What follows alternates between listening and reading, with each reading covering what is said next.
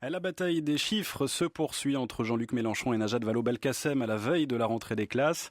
Le cofondateur du parti de gauche a d'abord accusé le gouvernement d'enfumage sur le nombre de postes créés dans l'éducation nationale. Il faudrait qu'il grandisse et cesse d'insulter tout le monde, lui disait ce matin la ministre. Écoutez ce que lui répond ce soir Jean-Luc Mélenchon. C'est un ton un peu condescendant qu'il prend. Et je pense que ça lui sert à essayer de masquer le fait qu'en effet, elle ment. Et ce matin, on l'a vu tout à fait clairement.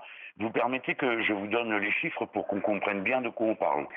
Bon, déjà, je commence par le commencement. François Hollande a promis 60 000 postes dans l'éducation. Monsieur Sarkozy en avait supprimé 80 000. Donc ça veut dire que si Hollande tenait parole, il manquerait encore 20 000 postes par rapport à ceux qui existaient du temps de Sarkozy. Bien. Maintenant, à cette rentrée, Madame Belkacem dit qu'il y a 35 200 postes de créés. Ce n'est pas vrai, car il y a 24 000 professeurs stagiaires. Stagiaires, c'est pas des postes créés, vous comprenez? C'est un équivalent plein temps, mais ce sont des personnes qui sont à mi-temps devant les élèves et qui demain, peut-être, ceux qui auront réussi, seront titularisés.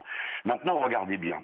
Si vous avez 24 300 personnes qui sont titularisées, il faut tenir compte du nombre des professeurs qui partent.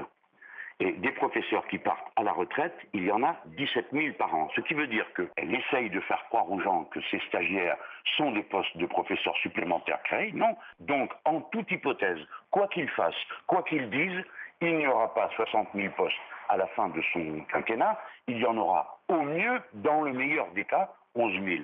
Et quand elle me répond sur ce ton hautain, où elle dit que je dois grandir, vous voyez cette façon d'infantiliser les gens, moi je trouve ça assez pénible. Je trouve que le ministre de l'Éducation, il doit montrer l'exemple aux jeunes gens. C'est pas bien d'infantiliser ceux à qui on s'adresse. Vous imaginez, j'ai dit ça d'elle, on aurait immédiatement crié à la misogynie, au machisme et je ne sais pas quoi. Qu'est-ce qui lui permet de parler comme ça? Moi je dis elle ment. Bon, c'est en fait, si elle peut démontrer qu'elle n'a pas menti, ben qu'elle le fasse. Elle n'est pas obligée de répondre sur un ton hautain, mon petit gars, va falloir grandir. C'est elle qui devrait un petit peu réfléchir et savoir faire les additions, les soustractions. Tout ça, ça se fait à la classe de CM1 et CM2.